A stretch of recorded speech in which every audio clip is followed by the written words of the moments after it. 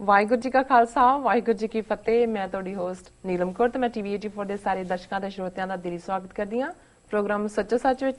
ਰੋਜ਼ਾਨਾ ਦੀ ਤਰ੍ਹਾਂ ਤੁਹਾਡੇ ਤੇ ਸਾਡੇ ਹਰਮਨ ਪਿਆਰੇ ਡਾਕਟਰ ਅਮਰਜੀਤ ਸਿੰਘ ਜੀ ਮੇਰੇ ਨਾਲ ਬੈਠੇ ਹੋਏ ਨੇ। ਆਓ ਉਹਨਾਂ ਮਿਲ ਕੇ ਪ੍ਰੋਗਰਾਮ ਸ਼ੁਰੂ ਕਰਦੇ ਹਾਂ। ਜੀ ਡਾਕਟਰ ਸਾਹਿਬ, welcome to our show. Thank you so much. ਜੀ ਡਾਕਟਰ ਸਾਹਿਬ, ਅੱਜ 16 ਨਵੰਬਰ 2015 ਪਹਿਲੀ ਮੱਘਰ ਨਾਨਕਸ਼ਾਹੀ ਸੰਮਤ 547 ਦਾ ਦਿਨ ਹੈ ਤੇ ਡਾਕਟਰ ਸਾਹਿਬ ਪ੍ਰੋਗਰਾਮ ਦੀ ਸ਼ੁਰੂਆਤ ਕਰਦੇ ਹਾਂ ਤੁਹਾਡੇ ਵੀਕਐਂਡ ਤੋਂ। ਤੁਹਾਡਾ ਵੀਕਐਂਡ ਕਿਸ ਤਰ੍ਹਾਂ ਗੁਜ਼ਰਿਆ? ਦੇਖੋ, ਇਹ ਵੀਕਐਂਡ ਮੈਂ ਨਿਊਯਾਰਕ ਸੀ ਔਰ ਦੋ ਮੁੱਖ ਜਿਹੜੀਆਂ ਇਵੈਂਟਸ ਨਿਊਯਾਰਕ ਸਨ।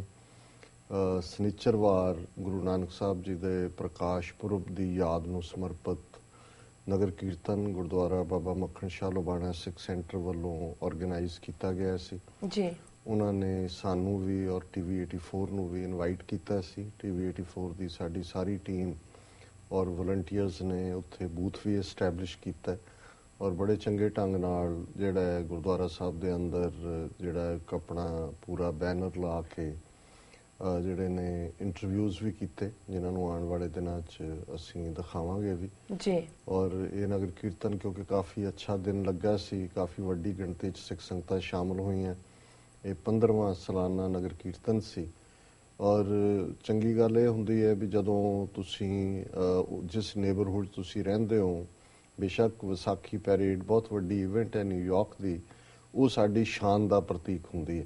ਬਟ ਜਿਸ ਨੇਬਰਹੁੱਡ 'ਚ ਰਿਚਮੰਡ ਹਿੱਲ ਸਾਰੇ ਇਸ ਏਰੀਆ ਦੇ ਵਿੱਚ ਆਪਣੇ ਆਬਾਦੀ ਹੈ ਜੀ, ਸੋ ਜਦੋਂ ਤੁਸੀਂ ਕਮਿਊਨਿਟੀ ਦੇ ਵਿੱਚ ਕੋਈ ਫੈਸਟੀਵਿਟੀ ਕਰਦੇ ਹੋ, ਉਹਦੇ 'ਚ ਸੜਕਾਂ ਤੋਂ ਗੁਜ਼ਰਦੇ ਆ, ਗਲੀਆਂ 'ਚੋਂ ਗੁਜ਼ਰਦੇ ਆ, ਬਹੁਤ ਸਾਰਾ ਫ੍ਰੀ ਜਿਹੜਾ ਖਾਣ ਪੀਣ ਦਾ ਸਮਾਨ, ਪਲੱਸ ਗੁਰਦੁਆਰਾ ਪ੍ਰਬੰਧਕਾਂ ਦਾ ਇਹ ਵੀ ਯਤਨ ਹੁੰਦਾ ਹੈ ਕਿ ਅੰਗਰੇਜ਼ੀ ਦੇ ਵਿੱਚ ਖਾਸ ਤੌਰ 'ਤੇ ਉਹਨਾਂ ਨੇ ਮੈਨੂੰ ਜਦੋਂ ਕਿ ਲਿਬਰਟੀ ਸਟਰੀਟ ਦੇ ਕੋਲ ਜਿਹੜਾ ਨਗਰ ਕੀਰਤਨ ਪਹੁੰਚਿਆ ਉਸ ਤੋਂ ਪਹਿਲਾਂ ਹੀ ਉਹਨਾਂ ਨੇ ਮੈਨੂੰ ਸਟੇਜ ਦੇ ਉੱਪਰ ਇਨਵਾਈਟ ਕੀਤਾ ਗੁਰੂ ਗ੍ਰੰਥ ਸਾਹਿਬ ਜੀ ਦੇ ਫਲੋਟ ਤੇ ਜੀ।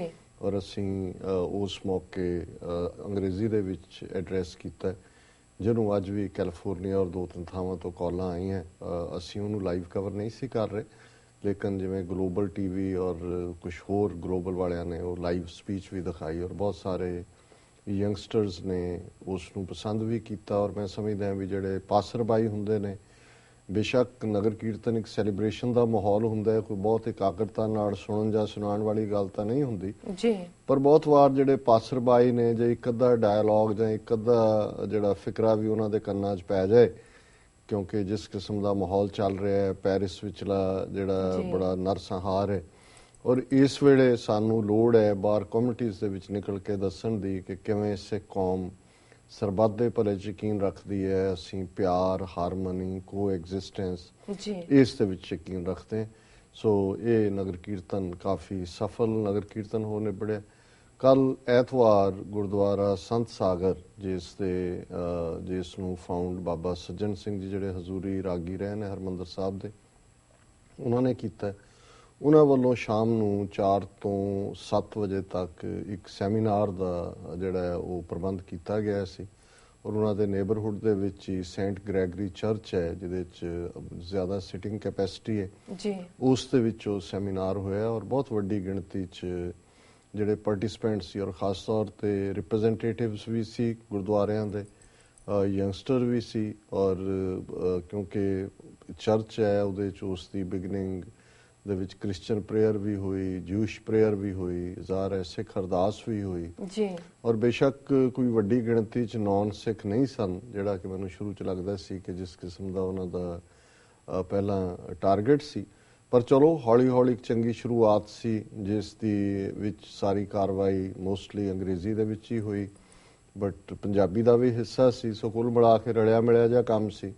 ਸੋ ਉਹਦੇ 'ਚ ਜਿਹੜਾ ਉਹਨਾਂ ਦਾ ਟੌਪਿਕ ਸੀ ਮੁੱਖ ਤੌਰ 'ਤੇ ਸੈਮੀਨਾਰ ਦਾ, Guru Nanak's universal message of love ਜੀ, ਔਰ ਸਾਡਾ topic dialogue with the other religions Guru Nanak Sahib ਦੇ ਹਵਾਲੇ ਨਾਲ। ਸੋ ਇਹ ਵੀ ਆਪਣੇ ਆਪ ਦੇ ਵਿੱਚ ਇੱਕ ਐਕਸਪੀਰੀਅੰਸ ਹੁੰਦਾ ਹੈ ਜਦੋਂ ਕਿ ਤੁਹਾਨੂੰ ਨਾ ਸਿਰਫ ਤੁਸੀਂ ਆਪਣੀ ਪ੍ਰੈਜੈਂਟੇਸ਼ਨ ਦਿੰਦੇ ਹੋ, ਪਰ ਆਡੀਅੰਸ ਵਿੱਚੋਂ ਜਾਂ ਕਰਾਊਡ ਵਿੱਚੋਂ ਜਾਂ ਲਿਸਨਰਸ ਵਿੱਚੋਂ ਜਿਸ ਕਿਸਮ ਦੇ ਸਵਾਲ ਆਉਂਦੇ ਨੇ। ਹਾਲਾਂਕਿ ਮੈਂ ਸਮਝਦਾ ਵੀ ਇਸ ਕਿਸਮ ਦੇ ਸੈਮੀਨਾਰਸ ਨੂੰ, ਕਿਉਂਕਿ ਸੈਮੀਨਾਰ ਸ਼ਬਦ ਇੱਕ ਜ਼ਰੂਰ ਦੁਹਰਾਇਆ ਜਾਂਦਾ ਪਰ ਬਹੁਤ ਵਾਰੀ ਅਸੀਂ ਉਹਨੂੰ ਗੁਰਦੁਆਰਾ ਸਟੇਜ ਵਾਂਗ ਹੀ ਬਣਾ ਦਿੰਦੇ ਜੀ, ਔਰ ਉਹਦੇ 'ਚ ਫਿਰ ਕਿਸੇ ਦਾ ਕੋਈ ਕੰਟਰੋਲ ਨਹੀਂ ਹੁੰਦਾ, ਫੋਕਸ ਲੂਜ਼ ਹੁੰਦਾ।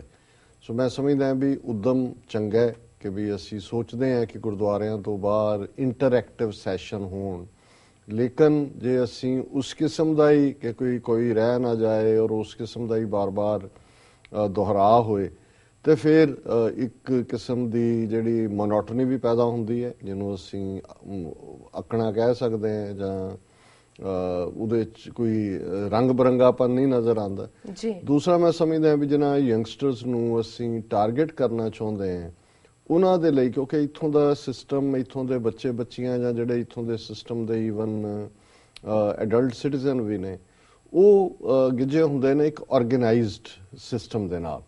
ਸੋ ਇੱਕ ਬਹੁਤ ਚੰਗਾ ਐਫਰਟ ਸੀ ਗੁਰਦੁਆਰਾ ਸੰਤ ਸਾਗਰ ਦੇ ਪ੍ਰਬੰਧਕਾਂ ਨੇ। ਦੇ ਵੈਂਟ ਐਕਸਟਰਾ ਮਾਈਲ, ਐਗਜ਼ੀਬਿਸ਼ਨ ਵੀ ਉਹਨਾਂ ਨੇ ਲਾਈ ਹੋਈ ਸੀ ਗੁਰੂ ਨਾਨਕ ਸਾਹਿਬ ਦੀ ਜੀਵਨ ਸਟੋਰੀ ਨੂੰ ਬਿਆਨਦੇ ਜੀ, ਔਰ ਇਹ ਸਾਰੇ ਦਾ ਰੁਝਾਨ ਜਾਂ ਸ਼ੁਰੂਆਤ ਚੰਗੀ ਹੈ, ਪਰ ਮੈਂ ਸਮਝਦਾ ਵੀ ਇਸ ਨੂੰ ਹੋਰ ਇੰਪਰੂਵ ਕੀਤਾ ਜਾਏ, ਚੰਗਾ ਬਿਫੋਰ ਪ੍ਰਬੰਧ ਹੋਏ, ਔਰ ਟਾਈਮਿੰਗ ਜੋ ਵੀ ਅਸੀਂ ਟਾਈਮਿੰਗ ਦਿੰਦੇ ਹਾਂ ਉਸ ਦੇ ਮੁਤਾਬਕ ਹੀ ਜੇ ਸ਼ੁਰੂਆਤ ਹੋਏ ਤਾਂ ਫਿਰ ਬਿਹਤਰ ਹੁੰਦਾ। ਫਿਰ ਤੁਹਾਡੇ ਕੋਲ ਜਿਵੇਂ ਸਵਾਲ ਜਵਾਬ ਸੈਸ਼ਨ ਹੈ, ਮੈਂ ਸਮਝਦਾ ਵੀ ਸੈਮੀਨਾਰ 'ਚ ਬੇਸ਼ੱਕ ਸਪੀਕਰਸ ਨੇ ਤਾਂ ਜੋ ਬੋਲਣਾ ਹੁੰਦਾ ਉਸ ਦਾ ਸੀਮਤ ਸਮਾਂ ਵੀ ਕੀਤਾ ਜਾ ਸਕਦਾ, ਪਰ ਜਦੋਂ ਤੁਸੀਂ ਆਪਣੇ ਬੱਚੇ ਬੱਚੀਆਂ ਨੂੰ ਵੀ ਇਸ ਦਾ ਹਿੱਸਾ ਬਣਾਉਣਾ ਚਾਹੁੰਦੇ ਹੋ ਕਿ ਉਹ ਲਰਨ ਕਰਨ, ਦੈਨ ਇੰਟਰੈਕਟਿਵ ਸੈਸ਼ਨ ਹੋਣਾ ਚਾਹੀਦਾ, ਜਿਹੜਾ ਕੁਐਸਚਨ ਆਨਸਰ ਸੈਸ਼ਨ ਹੈ ਜੀ।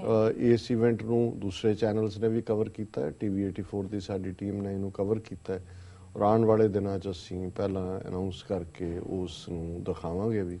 ਸੋ ਇਹ ਵੀਕਐਂਡ ਦੀ ਐਕਟੀਵਿਟੀਜ਼ ਜੀ। ਡਾਕਟਰ ਸਾਹਿਬ, ਸਿਆਸੀ ਮੁੱਦਾ ਬ੍ਰੇਕ ਤੋਂ ਬਾਅਦ ਲਈ ਕਿਉਂ ਨਹੀਂ?